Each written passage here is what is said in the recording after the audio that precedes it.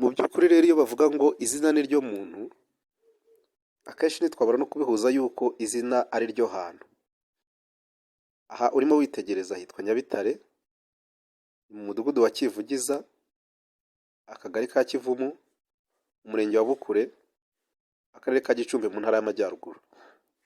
Iyo ukihagera utangazwa no kubona amabuye agerekeranye, amwe ateye amabengeza, andi akureba, mbese ugasanga ni amabuye ashimishije cyane. Abenshi iyo tugiye gusohoka twishyiramo ko ahantu henshi haryoshye ndetse hanaryoshye ubuzima henshi ari ku mazi, ariko ushobora no gufata umukunzi wawe ukamukora surprise, ukaba wamujyana Nyabitare, mugasangira impamba yanyu, mukaganira, mukahamarana igihe, mukungurana ibitekerezo nta kavuyo. Ayo mabuye yari kubafasha kugera ku byo mwateganyije. Mu by'ukuri rero ndagushishikariza gusura Nyabitare, kandi urabona ko aya mabuye rwose ateye ubwuzu, nawe ubwawe wakwishimira kuza kwicaraho no kuhafatira ifoto.